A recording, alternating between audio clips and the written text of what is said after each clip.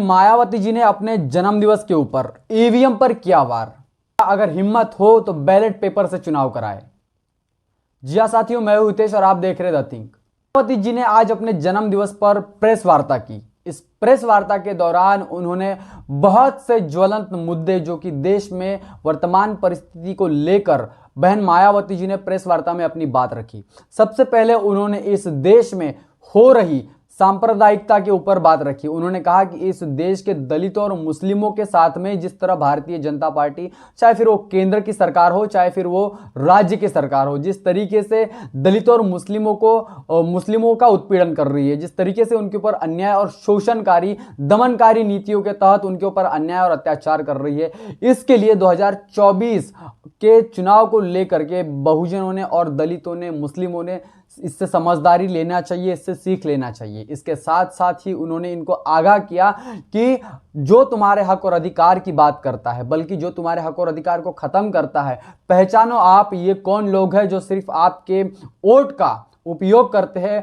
और अपनी पार्टी को मजबूत करते हैं, लेकिन जब हक और अधिकार देने की बात आती है तो ये आपको, आपके ऊपर, आपके समाज के ऊपर उत्पीड़न करते हैं, अन्याय अत्याचार करते हैं। यह समझना होगा इस देश के बहुजनों को। यह आगाज जो है बहन मायावती जी ने प्रेस वार्ता के दौरान किया। पत्रकारों से बात करने के समय बहन मायावती जी से पूछा गया कि पार्टी का जो ग्राफ है वो कहीं ना कहीं कम हो रहा है, तो बहन मायावती जी ने इसके ऊपर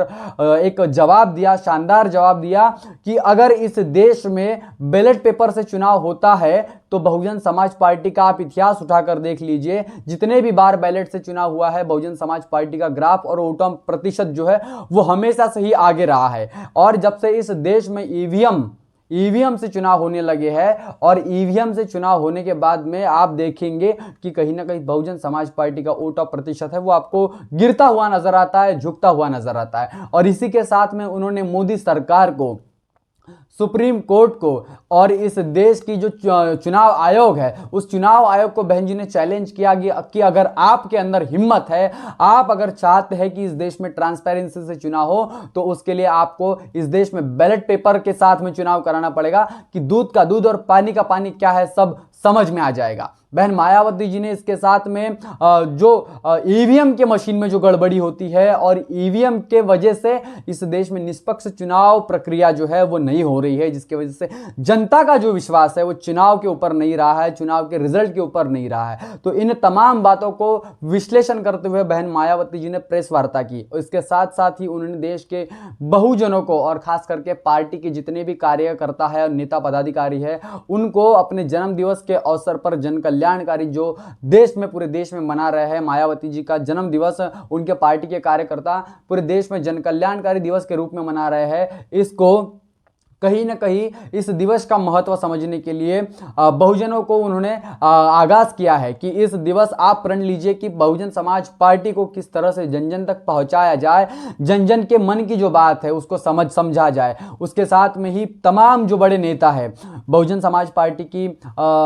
मुखिया सुप्रीमो मायावती जी को उन्होंने ट्विटर के माध्यम से और तमाम माध्यम से उन्होंने जो शुभकामनाएं दी है उसका भी बहन जी ने कहीं ना कहीं उनका शुक्रिया अदा किया है। इसके साथ में इस देश में बहुजनों के आरक्षण को लेकर के, बहुजनों के SC/ST एक्ट को लेकर के जिस तरीके इस देश में मनुवादी मानसिकता और मनुवादी संगठन के लोग विरोध कर रहे हैं, विरोध दर्शा रहे हैं, उनके ऊपर भी कहीं ना कहीं बीजेपी जो है उनको मुख्य समर्थन कर रही है और उनका साथ दे रही है। इस तरीके का कड़ा आरोप बहन मायावती जी ने लगाया है। इस देश में जो है मनुवादी व्यवस्था जिस तरीके से बहुजनों को गुलाम बनाए रखने का काम कर रही है, जिस तरीके से उनके हक और अधिकारों को खत्म करने की बात कर रही है, इसके खिलाफ में बहन मायावती जी ने प्रेस वार्ता के माध्यम से देश के तमाम उन लोगों को जो मनुवादी विचारधारा में विश्वास रखते हैं उनको आगाज किया है कि अगर बहुजनों के हक और अधिकारों के साथ में खिलवाड़ करोगे तो आने वाले समय में जो है इस देश की जनता, इस देश के 85% बहुजन जो समाज के लोग हैं वो आपको कहीं ना कहीं जवाब देने के लिए